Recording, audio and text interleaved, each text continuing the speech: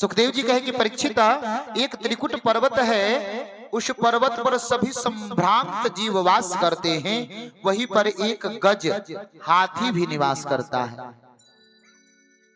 गजेंद्र 100 पत्नियां हैं, 1000 पुत्र हैं, तो आप जोड़ लीजिए कितने नाती पोते होंगे। 1000 पुत्रों का विवाह हुआ तो कितने बहुएं आई, मतलब बहुसंख्यक है ना। उसको अपने बल का अभिमान है। जब आगे चलता तो सिंह व्याघ्र भी मार्ग छोड़ देते कि गजेंद्र आ रहा है, क्योंकि यह है 100 पुत्र हैं, 100 पत्नियां हैं, 1000 पुत्र हैं, 1000 पुत्र बधुए हैं, लाखों की संख्या में हमारी जनसंख्या है, तो कोई हमारा क्या बिगाड़ेगा। गजेंद्र को अपने बल का अभिमान हो गया। आप सब देखे होंगे ना, गज हाथी जो होता है वह उसे जल से बड़ा प्रेम होता है। सरोवर में जाता है ना तो जल अपने शुण्ड से अपने शरीर के ऊपर हमेशा छिड़कता रहता है, क्रीड़ा करता है, खेलता है।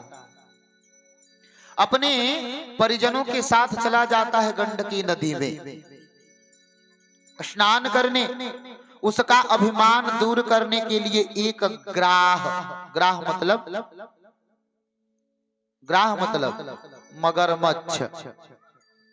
मगरमच्छ गजेंद्र के पांव को आके पकड़ लेता है, अपने जबड़ों में दबा देता है।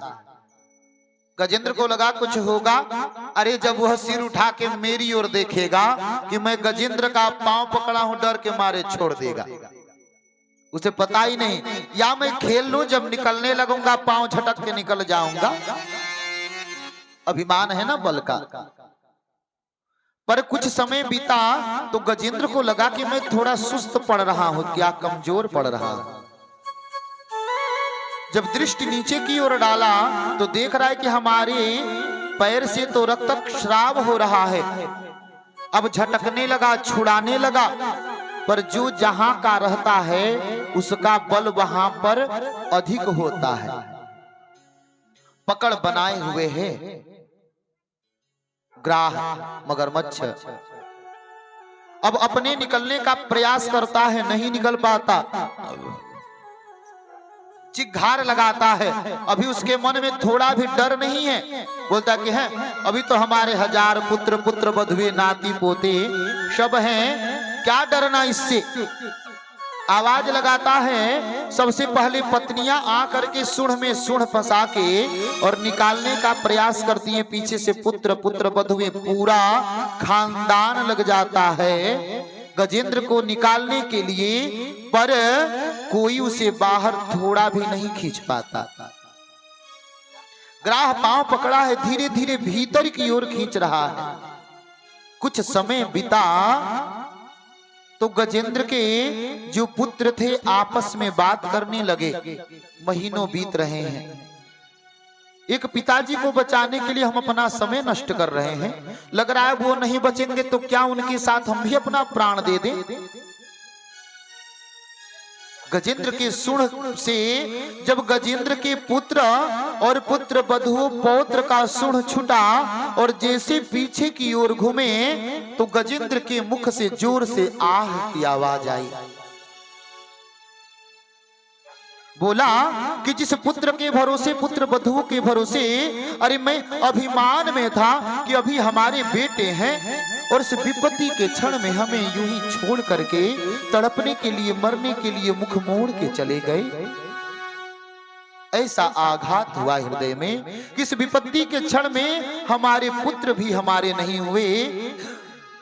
पत्नियां अभी सूंड पकड़ी हुई हैं और कुछ समय बिता एक एक करके गजेंद्र की पत्नियां भी गजेंद्र के सूंड को छोड़ छोड़ कर जाने लगी। ऐसा आघात हुआ गजेंद्र के हृदय पर, अश्रु इतने धार में बहने लगी मानिए गंडकी नदी का स्राव बढ़ गया हो और तरंगित होके बहने लगी। वो चिघार रहा है, रो रहा है। जिस पुत्र के लिए मैंने अपना सर्वस्व त्याग दिया, अपने उनके रक्त को, उनके शरीर को सींचने के लिए एक एक बूंद रक्त पसीने के रूप में बहा दिया, अपना जीवन समर्पित कर दिया जिस पुत्र के लिए, इस विपत्ति के क्षण में वह पुत्र भी मेरा ना हुआ। जो हमसे 7 जन्मों तक साथ रहने का बंधन जोड़ी हुई थी, इस विपत्ति के क्षण में वह पत्नी भी हमें छोड़ के चली गई। संसार भरोसा किस पर करेगा। ग्राह पांव को पकड़ के और भीतर खींचता जा रहा है। जीवन के अंतिम क्षण में गजेंद्र को लगा कि यह रिश्ते, नाते, परिवार सब कुछ मिथ्या है। अगर सत्य है तो वह केवल परमात्मा सत्य है। गंडकी के जल के तरंगों पर एक कुमुदनी का पुष्प तैरता हुआ चला आ रहा है। केवल गले का भाग ही शेष जल के ऊपर है। अपने सूंड से उस कमल के पुष्प को लपेट करके ऊपर दिखा करके गजेंद्र कहता है, हे परमात्मा, इस विपत्ति के क्षण में मातृत्व की ममता रखने वाला, पिता का स्नेह रखने वाला अगर कोई है तो वह तुम हो, दूसरा और कोई नहीं। कि त्वमेव माता च पिता त्वमेव, हे नाथ नारायण वासुदेव। कहता है कि इस विपत्ति के क्षण में प्रभु, मातृ की ममता देने वाले, पिता के समान सहारा देने वाले तुम ही हो नारायण, तुम्हारे सिवा दूसरा और कोई नहीं है। पांव पकड़ के ग्राह और भीतर खींच रहा है। बोला कि बंधु, भाई, मित्र, सखा तुम ही हो, दूसरा और कोई नहीं। दूसरी आवाज लगाता है कि हमारी आवाज परमात्मा तक पहुंच सके। कहता है कि त्वमेव बंधो च सखा त्वमेव, हे नाथ नारायण वासुदेव। जिघाड़ता रोता हुआ गजेंद्र इस विपत्ति के क्षण में मित्र, भाई, बंधु अगर कोई है तो वह तुम हो परमात्मा, दूसरा कोई नहीं है। और मैं तो एक जीवधारी जानवर ठहरा, किसी पाठशाला में नहीं गया, कहीं अध्ययन नहीं करने गया। कैसे जानूंगा कि तुम्हें कैसे पुकारते हैं, कैसे तुम मानते हो, कैसे रीझते हो। मैं तो पढ़ा लिखा नहीं हूं ना, पर इतना ज्ञान है, हमारे मन का विवेक विद्या यही कह रहा है कि विद्या भी तुम ही हो। तीसरी आवाज लगाता है। ग्राह पांव को पकड़ के और भीतर खींचा हुआ है। सूंड का आधा भाग ही जल के ऊपर शेष है। आवाज लगाता है जोर से कि त्वमेव विद्या द्रविणो त्वमेव, हे नाथ नारायण वासुदेव। कहता है गजेंद्र कि जो हृदय की विद्या, बुद्धि, विवेक है ना, वह सर्वस्व तुम ही हो, तुम्हारे सिवा ज्ञान और कुछ भी नहीं।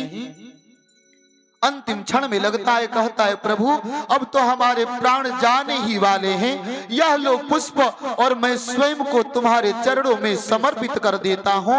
अंतिम आवाज लगाता है गजेंद्र, कहता है कि प्रभु इस संसार में कोई किसी का नहीं है। अगर किसी के हो, अगर सर्वस्व कोई है तो तुम हो।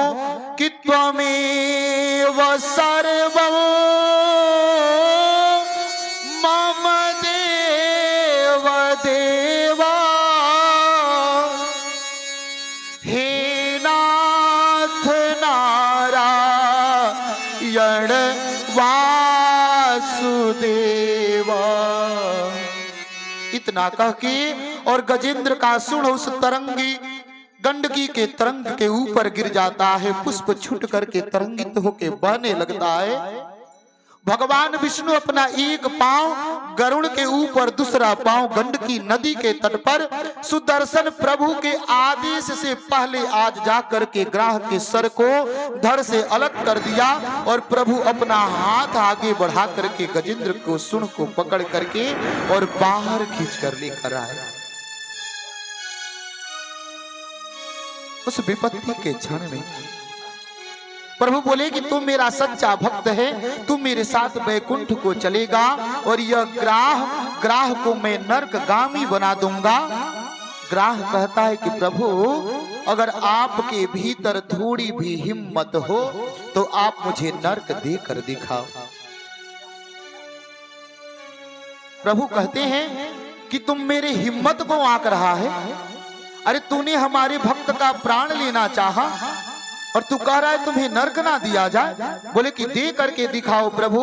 इतिहास के पन्नों में यही पढ़ाया जाएगा, यही दोहराया जाएगा कि जो परमात्मा का पांव पकड़ता है प्रभु तो उसको वैकुंठ देते हैं, पर जो परमात्मा के भक्त का पांव पकड़ता है प्रभु उसको नरक का गामी बना देते हैं। अगर गजेंद्र आपका भक्त था तो प्रभु मैंने उसका गला, उसका सुन नहीं, मैं तो उसका पांव पकड़ा था। पकड़ा तो आपके भक्त का पांव था, आप मुझे नरक दे करके दिखाओ। प्रभु दोनों को स्वर्ग प्रदान करते हैं और एक ही बात इस सांसारिक रिश्तों को देख करके मन में आती